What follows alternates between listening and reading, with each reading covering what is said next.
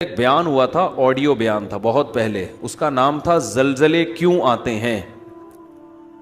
اس بیان کا نام تھا زلزلے کیوں آتے ہیں، بہت پہلے بیان ہوا تھا، اس وقت ویڈیو بیان نہیں آتے تھے، تو وہ مجھے اپنا وہ بیان ذہن میں آ گیا۔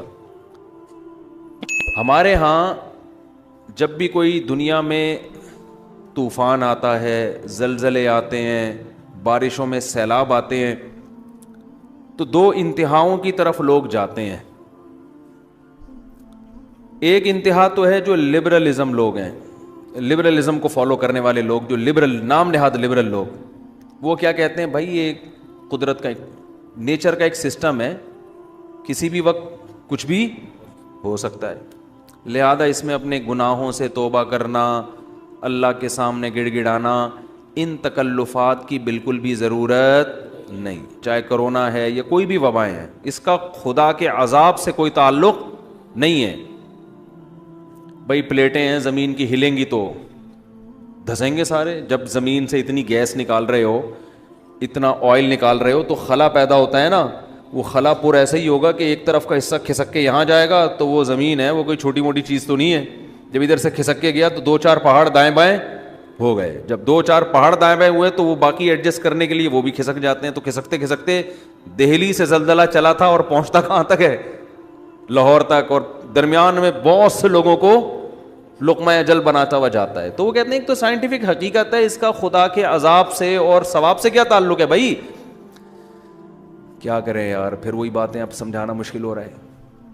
وہ کہہ رہے سیلاب جو آتا ہے نا، یہ دریا کا پانی امڑ آیا اور گاؤں کے گاؤں پی گیا، اس کا کسی کے نیک اور برے ہونے سے کوئی تعلق نہیں ہے، نہ اس میں خدا سے توبہ استغفار کرنے کی ضرورت ہے۔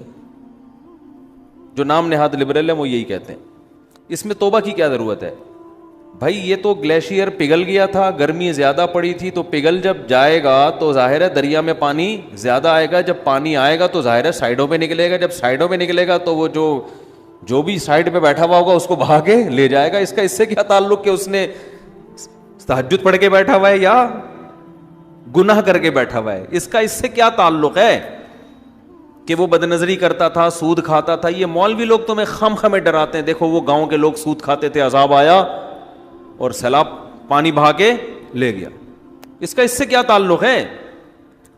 اس لیے توبہ ووبہ کرنے کی ضرورت نہیں ہے۔ یہ بھی ایک انتہا ہے۔ دوسری انتہا جو بعض مذہبی لوگ کرتے ہیں، وہ انتہا یہ ہے کہ ہر قدرتی آفت کو کسی گناہ کا نتیجہ قرار دیتے ہیں۔ یہ بھی 100% غلط ہے، نہ قرآن کی یہ تعلیمات ہے، نہ نبی صلی اللہ علیہ وسلم کی یہ تعلیمات ہے۔ ہمیں پتہ چلتا ہے اسلامی تاریخ سے، قرآن و سنت سے، کہ بہت سے نیک لوگوں پر بھی عذاب آئے ہیں۔ مدینہ منورہ میں قحط پڑ گیا تھا، لوگ بھوک پیاس سے مرنا شروع ہو گئے تھے، حضرت عمر کا دور خلافت تھا، اس سے اچھا دور کائنات میں آ سکتا ہے؟ قحط پڑا ہے، طاعون کی بیماری پھیلی، 25,000 صحابہ اور تابعین لقمہ اجل بن گئے، جو اس وقت دنیا کے بہترین لوگ تھے، مگر وبا پھیلی ہے اور ہزاروں لوگوں کو اس نے لپیٹ لیا، جن میں زیادہ تر صحابہ اور تابعین تھے۔ نہیں آ رہی بات میرا خیال؟ تو یہ کہنا کہ وہاں زلزلہ جو آیا تھا تو اصل میں وہاں اس قسم کے لوگ رہتے تھے اس لیے آیا تھا، تو کوئی بھی جب قدرتی آفت آتی ہے اللہ کی طرف سے، اس کو لازمی کسی گناہ کا نتیجہ قرار دینا، یہ بھی قرآن و سنت کی تعلیم کے خلاف ہے۔ آفتیں نیک لوگوں پر بھی آتی ہیں اور برے لوگوں پر بھی آتی ہیں۔ ہم قرآن و سنت میں جب غور کرتے ہیں نا، تو ہمیں 2 قسم کی آفتیں ملتی ہیں، اس زمین پہ ہوتی ہیں 2 قسم کی۔ ایک آفت تو وہ قرآن نے بیان کی ہے جس میں واقعتاً 100% گناہ کا دخل ہوتا ہے، اور وہ اس عذاب کی کوئی سائنٹیفک لاجک نہیں ہوتی، وہ قدرت نے اپنی طرف سے کام کیا ہوتا ہے جس کا کوئی بظاہر سبب موجود نہیں ہوتا۔ ایسی آفتیں بھی آئی ہیں، جیسے قوم عاد اور قوم سمود پر جو عذاب آیا، قرآن کے ظاہر سے پتہ یہ چلتا ہے کہ اس عذاب کی کوئی ریزن، یعنی کوئی ریزن کا مطلب کوئی سائنٹیفک لاجک نہیں تھی اس کی، جب اس قوم کی نافرمانی حد سے بڑی ہے اللہ کو غضب آیا, اللہ نے آسمان سے بادل بھیجے, قوم کہنے لگی ھذا عارض ممطرنا, یہ تو گہرے بادل ہیں, ہمیشہ سے آتے ہیں, بارشیں برسیں گی. ان کے پیغمبر نے کہا بل ہوا مستعجلتم بہ, اس سے بارش نہیں برسے گی, اس دفعہ اس بادل سے کیا برسے گا, پتھر برسیں گے. اللہ ہم سب کو پناہ میں رکھے. اور ایسے پتھر برسیں گے تدمر کل شیء بامر ربها, ہر چیز کو اللہ کے حکم سے یہ پتھر توڑ ڈالیں گے. اور ایسی ہوائیں اللہ نے بھیجی کہ 7 دن 8 راتیں, سخرہا علیہم 7 لیال و 8 ایام, 7 راتیں اور 8 دن ایسی ہوا چلے گی کہ جو تمہیں اٹھا کے پٹخ دے گی. اور اللہ فرماتے ہیں کہ انہم اعجاز نخل خاویہ, جیسے کھجوروں کے درخت الٹے پڑے ہوئے ہوتے ہیں نا, ایک ہفتہ طوفان میں جب تھما, 1 ہفتے کے بعد تو وہ لوگ ایسے پٹکے ہوئے پڑے ہوئے تھے, مرے ہوئے, جیسے کھجور کے تنے پڑے ہوئے ہوتے ہیں. لمبے قد کے لوگ تھے. نوح علیہ السلام کی قوم پر جو عذاب آیا, عذاب کے کوئی آثار نہیں تھے. ان کے جو محکمہ موسمیات اس دور کے تھے, وہ جو آثار دیکھ کے بتاتے تھے, ظاہر ہے تو ہر دور میں کچھ لوگ علامتیں دیکھ کے بتاتے ہیں نا, تو وہ کہہ رہے تھے کہ کوئی بارش کی رپورٹ, بولتے کیوں نہیں بھائی, نہیں ہے. تبھی وہ حضرت نوح علیہ السلام کا مذاق اڑاتے تھے. حضرت نوح علیہ السلام جب کشتی تیار کر رہے تھے اللہ کے حکم سے, تو قرآن کہتا ہے کلما مر علیہ ملأ من قومہ سخروا منہ, جب بھی لوگ گزرتے مذاق اڑاتے.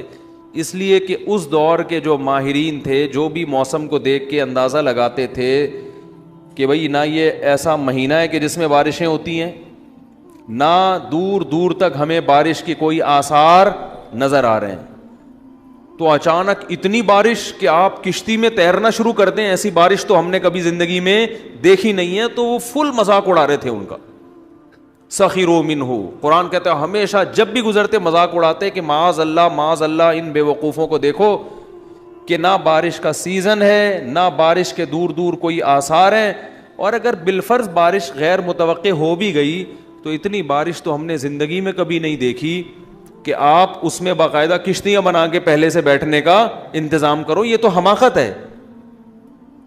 لیکن نوح علیہ السلام کیا کہتے تھے, اور ان کے ایمان والے کہتے تھے ان تسخروا منا فانا نسخر منکم, ان قریب جیسے تم ہمارا مذاق اڑا رہے ہو نا, ہم تمہارا مذاق اڑائیں گے.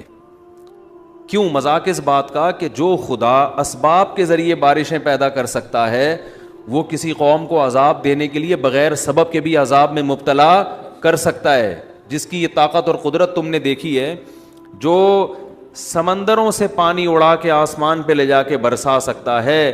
اس نے ایک چکر, ایک سائیکل چل رہا ہے, تو وہ سائیکل کا محتاج نہیں ہے, وہ ویسے بھی اٹھا کے برسا سکتا ہے. جس نے آدم اور حوا کو بغیر باپ اور ماں کے پیدا کر دیا, تو اب آپ یہ دیکھو کہ بغیر ماں باپ کے بچہ پیدا ہو ہی نہیں سکتا. تو آپ کہو کہ بھئی اب ناممکن ہے, تو اللہ کے لیے ناممکن تھوڑی ہے. اللہ نے تو آدم اور حوا کو بغیر باپ اور بغیر ماں کے پیدا کر کے دکھایا اللہ نے, تو اس اللہ کے لیے تھوڑی مشکل ہے. تو مذاق تو ہم تمہارا اڑائیں گے کہ تمہیں اس خدا کی باتوں پہ یقین نہیں آ رہا. تو یہ وہ عذاب تھا جو اس دور کے سائنسدان, کیا اس دور کے سائنسدان بھی اس کی لاجک تلاش نہیں کر سکتے. دنیا میں ایسے بہت دفعہ ہوا ہے. لوط علیہ السلام کی قوم پہ پتھروں کی بارش ہوئی ہے, اور اللہ نے زمین کو اٹھا کے الٹا کر کے پٹخ دیا. اس کی کوئی لاجک نہیں ہے. یہ بھی ممکن ہے کہ ہو لاجک, اللہ نے لاجک پیدا کر دی ہو, کوئی وجہ پیدا کر دی ہو, لیکن ضروری نہیں ہے. اللہ یہاں اسباب کا محتاج نہیں ہے. تو ایک عذاب تو وہ ہوتا ہے جو بغیر کسی سبب کے اچانک مسلط ہو جاتا ہے, جس میں سائنسدان بھی حیران ہوتے ہیں, وہ کہتے ہیں ہمیں سمجھ میں نہیں آ رہا. تو یہ عذاب پچھلی امتوں میں زیادہ ہوئے تھے, اور نبی صلی اللہ علیہ وسلم نے فرمایا میری امت میں بھی ہوں گے مگر پچھلی امتوں سے کم ہوں گے, لیکن ہوں گے ضرور. آپ صلی اللہ علیہ وسلم نے فرمایا جب گناہوں کی کثرت ہوگی میری امت میں مسخ کے واقعات بھی ہوں گے, شکلیں تبدیل ہو جانا.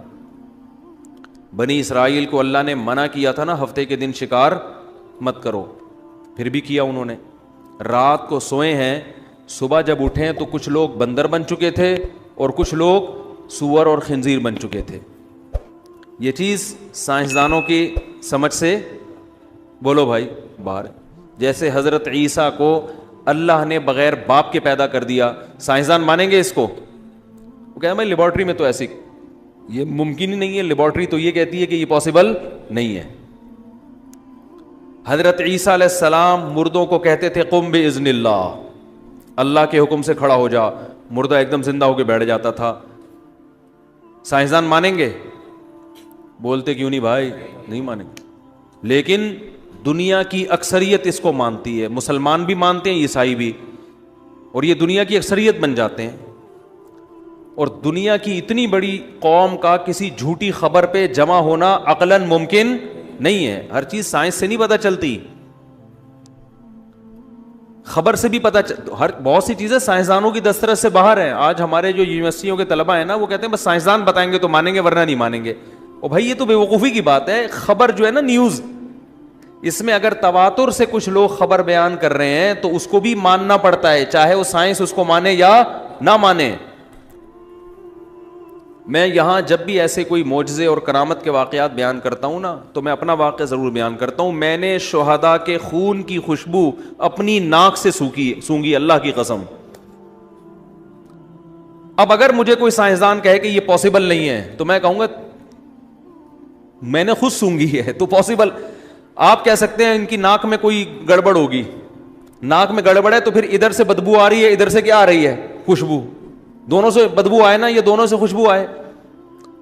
آپ کہیں گے بھئی اس کو وہم ہو گیا ہے, تو میرے ساتھ 10 آدمی اور تھے, ان کو بھی وہم ہو گیا.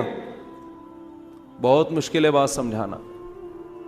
آپ کہو گے یار جیسے ہی کوئی شہید ہوا ہوگا فوراً کسی نے خوشبو کا چھڑکاؤ کر دیا ہوگا. بھئی 1 مہینے پہلے شہید دیکھا, اس میں سے بھی وہی خوشبو آ رہی ہے, 1 مہینے بعد دوسری جگہ پہ دیکھا, اس میں سے وہی پرفیوم, وہ بندہ فوراً لے کے وہاں کہاں سے پہنچ گیا. اور ادھر شہادت ہوئی ہے, ادھر خوشبو آ رہی ہے. ایسے بھی ہمارے ساتھیوں نے دیکھا. تو نہ کوئی اسپرے لے کے کھڑا ہوا ہے. اور چلو اس کو چھوڑ دو, ریڈ کراس ایک NGO ہے, اس کو تو مانتے ہو نا. ریڈ کراس کی جو آفیشیل ویب سائٹ ہے اس پہ میں نے خود پڑھی یہ خبر, پہلے اخباروں میں آئی تھی, میں نے کہا اخباروں کا پر اعتماد نہیں کیا جا سکتا. ان کی آفیشیل پیج پہ میں گیا, یہ 10-12 سال پرانی بات ہے. انہوں نے افغانستان کے بارے میں لکھا کہ وہاں جو یہ جن کو مجاہدین کہا جاتا ہے, یہ جب مرتے ہیں تو ان میں بہت سو کی لاشیں خراب نہیں ہوتی اور ان لاشوں میں سے خوشبو آ رہی ہوتی ہے, اور ان کے مقابلے میں جو لڑ رہے ہوتے ہیں ان کی لاشوں میں سے بدبو آ رہی ہوتی ہے. یہ بہت چھوٹی سی خبر تھی, کیونکہ یہ ڈرتے بھی ہیں نا, یہ تو اور موٹیویشن نہ ملے لوگوں کو. اور نیچے لکھا تھا ہم ان کی خوراک پہ ریسرچ کریں گے کہ یہ کھاتے کیا ہیں. یہ اللہ کی قسم میں نے خود پڑھی ہے یہ خبر, سونگی بھی ہے شہداء کے خون کی خوشبو. ایسے بہت واقعات ہیں, 6 مہینے ہو گئے باڈی خراب نہیں ہو رہی, خوشبو آ رہی ہے. نبی صلی اللہ علیہ وسلم نے فرمایا جب شہید کوئی اللہ کے راستے میں جان دے کے شہید ہوتا ہے نا, تو خون جو اس کے باڈی سے نکلتا ہے, تو قیامت کے دن جب یہ شہید آئے گا, لونہ لون دم, تو اس کے خون کا رنگ خون جیسا ہوگا مگر خوشبو خون جیسی نہیں ہوگی. فرمایا ریحہ ریح مسک, اس کی خوشبو مشک جیسی ہوگی, جو ہرن کی ناف سے نہیں مشک نکلتا, اتنی بہترین خوشبو ہوگی. تو اب اگر کسی کو یہ اعتماد ہو کہ مفتی طارق مسعود صاحب جھوٹ اتنی لمبی ممبر پہ بیٹھ کے پھینکیں گے نہیں, تو اس کو اب مزید کسی سائنسدان کی ضرورت نہیں ہے اس خبر کی تصدیق کے لیے. اور اگر کسی کا خیال ہے کہ بھائی ہو سکتا ہے پھینک رہے ہو بیٹھ کے, تو وہ پھر کہے گا یار مجھے یقین نہیں ہے. تو اگر ڈاکٹر کہیں گے کہ ایسا پاسبل ہے تو مان لوں گا, ڈاکٹر کہیں گے امپاسبل تو نہیں مانوں گا. لیکن اگر آپ کو یقین ہے کہ بولنے والا سچ کہہ رہا ہے, پھر آپ ڈاکٹر کو سائڈ پہ لگا دو گے. آپ بولو گے بھائی یہ میڈیکلی تو ممکن نہیں ہے لیکن خدا کے لیے ممکن ہے, اللہ سب کچھ کر سکتا ہے. تو ہم جس پیغمبر کو سائنس کے مقابلے میں لاتے ہیں اس پیغمبر کے سچے ہونے کا ہمیں یقین ہے, اور وہ پیغمبر سائنس کے خلاف بات نہیں کرتے. البتہ کچھ باتیں ایسی کرتے ہیں جہاں سائنس کی پہنچ نہیں ہے. دیکھو سائنس کے خلاف چلنا الگ بات ہے اور ایسی بات کرنا جہاں تک سائنس پہنچی نہیں ہے, یہ دونوں میں بڑا فرق ہے. مذہب کبھی سائنس کے اگینسٹ نہیں چلتا. مذہب ایسی باتیں ضرور کرتا ہے جو سائنسدانوں کی اپروچ سے، سائنسدان کو کیا پتا جنت کیا ہوتی ہے، جہنم کیا ہوتی ہے، برزخ کیا ہوتی ہے، نیک عمل، یہ میڈیکل سائنس کا شعبہ ہی نہیں ہے. کرامت کیا ہوتی ہے، معجزہ کیا ہوتا ہے، اللہ کیا کیا کر سکتا ہے، یہ سائنس کا شعبہ تھوڑی ہے.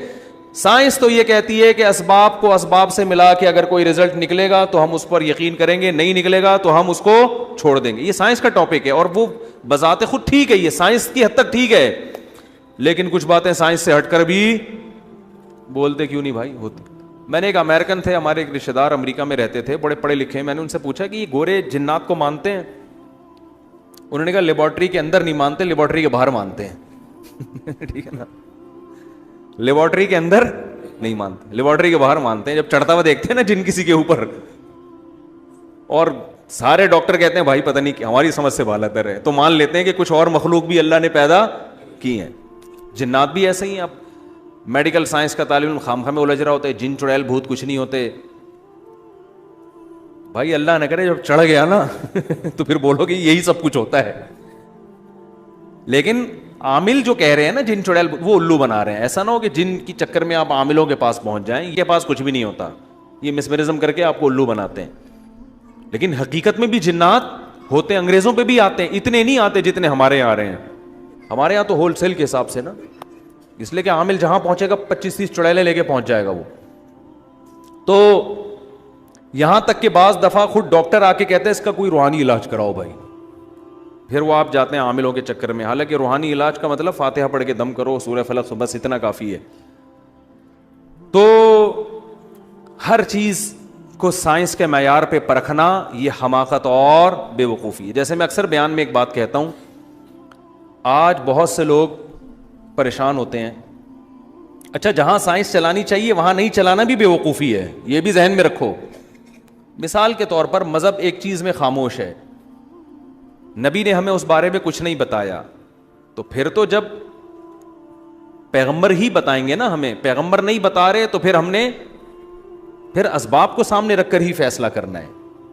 پھر ہوائی باتوں میں آنے کی ہمیں اجازت نہیں ہے، اس لیے کہ دلیل یا تو عقل سے ہوگی یا نقل سے. عقل کی دلیل جو سائنسدان بتاتے ہیں، جو مشاہدے پر مبنی حقیقت، اور نقل پیغمبر سے.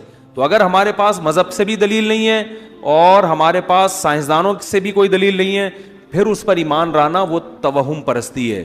کیونکہ ہم بہت ساری چیزیں ایسی مانتے ہیں جو نہ ہمیں مذہب نے بتائیں اور نہ ہمیں سائنسی حقیقت سے پتہ چلتی ہیں. وہ ہماری اپنے باپ دادا کی کچھ رسومات ہوتی ہیں، وہ ہمارے اپنے خیالات ہوتے ہیں، وہ روحانی عاملوں کی فضول بکواسات ہوتی ہیں. جیسے ہمزاد ہوتا ہے، موکل ہوتا ہے، یہ ٹوپی ڈرامے ہیں. ہمزاد موکل کچھ بھی نہیں ہوتا، سمجھ رہے ہو؟ نہ کوئی حصار وسار، یہ سب فضول باتیں ہیں. ہمزاد ومزاد میں لوگوں سے کہتا ہوں ٹوٹل آپ جتنے ہو نا اتنے ہی ہو، آپ کے ساتھ کوئی دوسرا ہمزاد نہیں. آپ کا نام اگر وسیم ہے تو ٹوٹل سر کے بال سے لے کے پاؤں کے ناخن تک جتنے ہو ٹوٹل یہیں سے شروع ہو کے یہیں ختم ہو رہے ہو. کوئی آپ کے ساتھ موکل ہمزاد نام کی کوئی چیز نہیں ہے. یہ عاملوں کی فضول باتیں ہیں لوگوں کو الو بنانے کے لیے نا، کہ ہم نے تمہارے ہمزاد پہ قبضہ کر لیا ہے، موکل چھوڑے ہوئے ہم نے تمہارے اوپر. تو کچھ بھی نہیں ہے. ہاں جنات ہوتے ہیں، وہ ہر انسان کے ساتھ ہوتے ہیں، فرشتے بھی ہوتے ہیں، جنات بھی ہوتے ہیں. تو ہونے دو، ہماری صحت سے کوئی فرق، ہم نے تو وہی کرنا ہے جو ہماری کھوپڑی میں آ رہا ہے. جنات نقصان پہنچانے کی کوشش کرتے ہیں، فرشتے نقصان سے بچانے کی کوشش کرتے ہیں. قرآن کہتے ہیں لہو معقبات من بین یدیہ ومن خلفہ یحفظونہ من امر اللہ. بہت سے فرشتے ہیں جو ہماری حفاظت میں لگے ہوئے ہیں. دیکھو جیسے ہماری باڈی پہ جرمز حملہ کرتے ہیں نا، تو اللہ نے ہمارا اندرونی نظام بنایا ہوا ہے. ہمارے اندر کے جراثیم ان باہر کے جراثیم سے ہر وقت لڑ رہے ہوتے ہیں. مرتے ہی ہماری ڈیڈ باڈی ایک دم سڑنا کیوں شروع ہو جاتی ہے پتہ ہے آپ کو؟ ارے جیسے ہی مرتے ہیں فوراً باڈی سڑتی ہے نا. وجہ کیا ہے؟ اندر کے جراثیم میں اب لڑنے کی طاقت ختم، لہذا باہر کے جراثیم حملہ کرتے، سڑا دیتے ہیں، ہمیں کھا کے ختم کر دیتے ہیں. تو یہ ہر وقت، یہ ہم جب زندہ ہوتے ہیں تو بھی کر رہے ہوتے ہیں، لیکن باہر جب وہ حملہ کر رہے ہوتے ہیں تو ہمارے اندر کے جراثیم بھی اس کو ان سے فائٹ کر رہے ہوتے ہیں. جیسے کرونا کے جرثومہ جیسی گیا نا، جو اس کا وائرس گیا، فوراً اینٹی باڈیز تیار ہونا شروع. ہمارے اندر کی باڈیز جو ہے اینٹی باڈی بننا شروع ہوتی ہے اور وہ اس کرونا کے جرثومے سے لڑنا. اور یہ ایسی زبردست خاندانی لڑائی ہے، یہ بھی اللہ کے وجود کی دلیل ہے.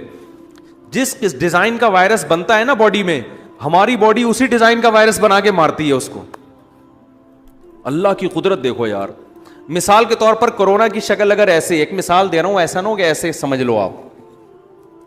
ہاں کوئی ڈاکٹر بیان کریں کہ مفتی صاحب کو یہی نہیں پتا کورونا ایسا تھوڑی ہوتا ہے. ایک مثال دے رہا ہوں، اگر اس طرح شیپ میں ہے نا تو ہماری باڈی جو وائرس بنائے گی نا لڑنے کے لیے وہ بھی اس شکل میں ہوگا تاکہ اس میں پھنس جائے جا کے. وہ نہیں آ رہی سمجھ میں.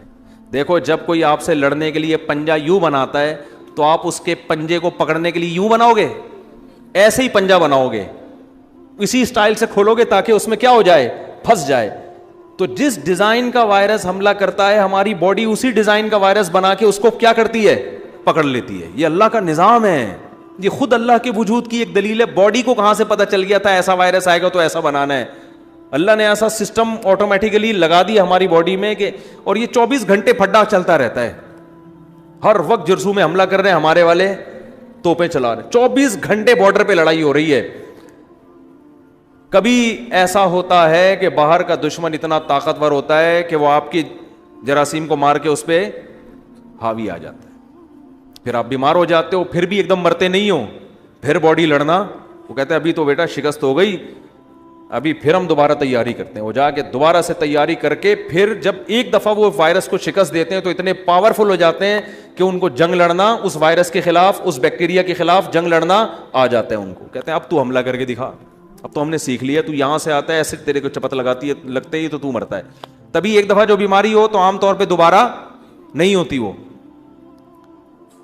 اور بعض دفعہ یہ ہوتا ہے کہ وہ اتنا پاورفل حملہ ہوتا ہے کہ آدمی وہ باڈی اس کا لڑ نہیں سکتی، اور بالآخر انا للہ و انا الیہ راجعون. جیسے انا للہ ہوا سارے جراثیم کی عید ہو جاتی ہے جو حملہ کرتے ہیں نا. اوے اب تو بھائی اس کے جرثومے میں کیا ہو گئے، اب تو لڑنے کی طاقت ہی نہیں. وہ ایسا حملہ کرتے ہیں کہ وہی اتنے خوبصورت چمکتا ہوا انسان، ادھر سے آنکھ ابلنا شروع، ادھر سے کان اور منہ پھٹنا شروع اور سڑنا شروع.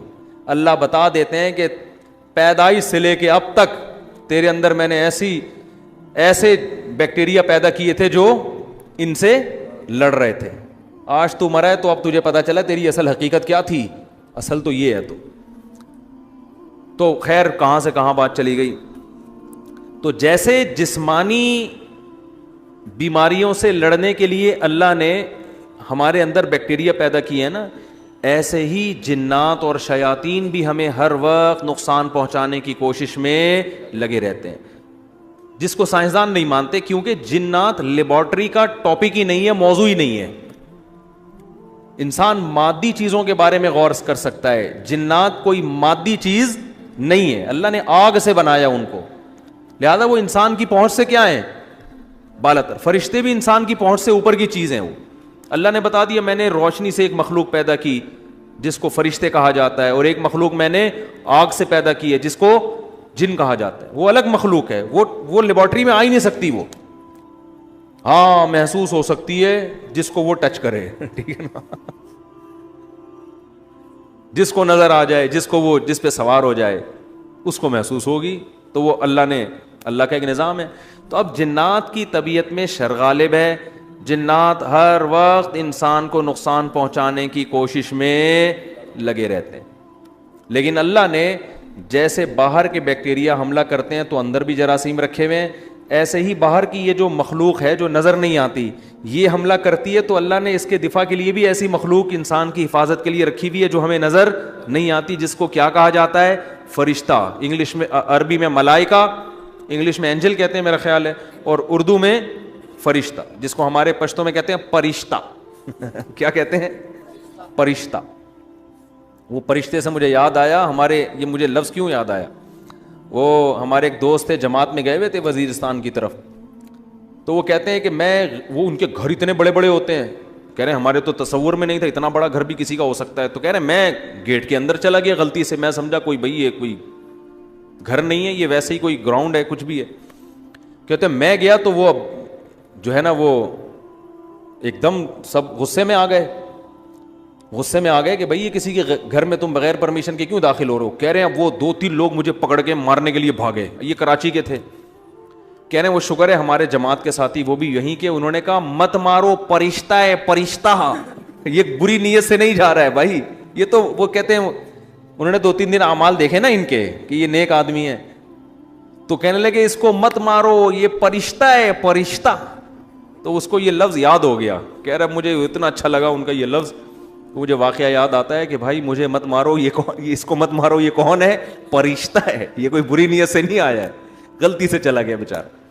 وہ تو شکر ہے وہیں کے مقامی آدمی نے بچا لیا، ورنہ اس کا انا للہ ہو سکتا ہے اس کے خون میں سے بھی خوشبو آ رہی ہوتی 2-4 دنوں بعد. ٹھیک ہے، تو کیا بات کر رہا تھا میں؟ ہاں، تو فرشتے بچاتے ہیں اللہ کے حکم سے. بہت سارے فرشتے ہوتے ہیں جو آپ کی حفاظت پہ مامور ہوتے ہیں، اور یہ دن رات یہ چل رہا ہے. اچھا بات چل پڑی ہے تو فرشتوں سے ایک دو بات اور یاد آئی. دیکھو جنات کو محبت ہے گندگی سے، اور فرشتوں کو محبت ہے صفائی اور خوشبو.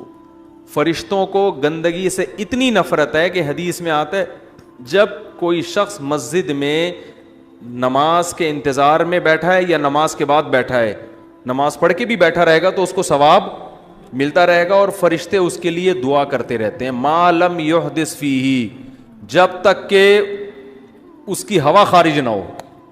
اگر ہوا خارج ہوئی فرشتے بوریا بستر لے کے شاٹ.